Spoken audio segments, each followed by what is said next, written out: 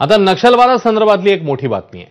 Gadchiroli police आणि महाराष्ट्राच्या गृह विभागाच्या नक्षलवाद विरोधातल्या लढाईला आता मोठं यश मिळालंय।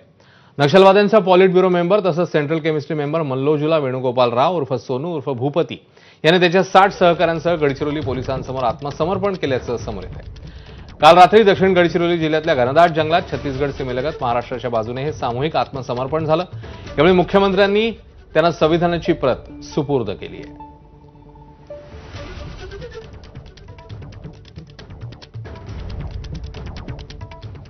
तर हा भूपती कोण आहे जाणून घेऊया। 10 मे 1956ला तेलंगणातल्या पेडापल्लीमध्ये त्याचा जन्म झाला।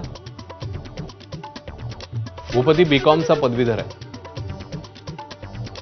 कॉलेज जीवनात पीपल्स वॉर ग्रुपशी त्याचा संबंध आला।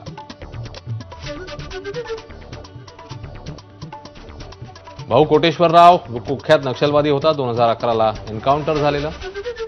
तर गडचिरोली अंबुजबाळच्या माडमधून भूपती नक्षल चळवळ चालवायचा। 2010ला प्रवक्ता चेरुकरी राजकुमारच्या मृत्यूनंतर भूपती नक्षल चळवळीचा आवाज झाला। नक्षलवाद्यांच्या जनताना सरकारचा भूपती प्रमुख होता। भूपतीच भाकप माओवादी पक्षाची राजकीय भूमिका ठरवायचा। सरचिटणीस नंबाला केशवरावच्या मृत्यूनंतर भूपती हादरला, विचार बदलले। केशवरावनंतर चळवळ संकटात आल्याचं वक्तव्य भूपतीने केलेलं। केशवरावच्या मृत्यूनंतर सशस्त्र लढ्यावर फेरविचार करावा असं सहकार्यांना त्यानं आवाहनही केलं। नक्षलवाद्यांच्या सेंट्रल कमिटीकडून भूपतीवर गद्दारीचा शिक्कामोर्तब मारण्यात आला। सेंट्रल कमिटीने गद्दार म्हटलं तरी माडमधल्या नक्षलवाद्यांचा त्याला पाठिंबा होता। दरम्यान आता नक्षलवाद संपुष्टात येतोय असा दावा मुख्यमंत्र्यांनी यावेळी केलाय। मला विश्वास आहे की पुढच्या काही दिवसात छत्तीसगडमध्ये देखील मोठ्या प्रमाणात 100-150 केडर हा आत्मसमर्पण करेल, बाजूला तेलंगणालाही करेल आणि हा संपूर्ण तथाकथित तत्कालीन जो रेड कॉरिडॉर होता या रेड कॉरिडॉर मधलं आता संपूर्ण माओवाद हा संपुष्टात येईल आणि त्याची सुरुवात ही गडचिरोलीने आणि महाराष्ट्राने केली। हा माझ्याकरता अतिशय अभिमानाचा आणि स्वाभिमानाचा मुद्दा आहे। आता बंदुकीचा नक्षलवाद हा संपत आला आहे, संपलेला आहे, संपतो आहे।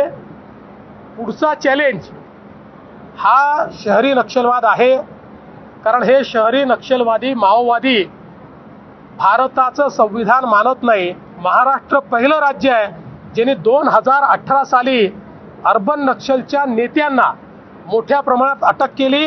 आता येत्या काळातली लढाई ही संविधान विरुद्ध या ठिकाणी शहरी माओवादी अशा प्रकारची आहे, पण संविधानच जिंकेल। डॉक्टर बाबासाहेब आंबेडकरांनी तयार केलेली व्यवस्थाच जिंकेल आणि या शहरी माओवाद्यांना आणि अराजकतावाद्यांना आम्ही पराजित करू हा विश्वास मी व्यक्त करतो। गडचिरोलीमध्ये नक्षलींनी आत्मसमर्पण केल्यावर तिकडे छत्तीसगडमध्येही 50 नक्षलवाद्यांनी शस्त्र खाली ठेवली आहेत, ज्याच्यामध्ये 32 महिला आणि 18 पुरुष आहेत।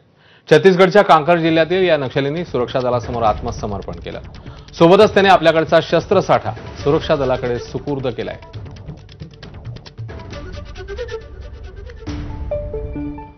दरम्यान 31 मार्च 2026 पर्यंत भारत नक्षलवादाच्या विळख्यातनं बाहेर येईल असा विश्वास केंद्रीय गृहमंत्री अमित शहांनी व्यक्त केला। सर्वाधिक नक्षलवाद बाधित जिल्ह्यांची संख्या आता 6 वरून 3 वर आली आहे असंही अमित शहांनी म्हटलं।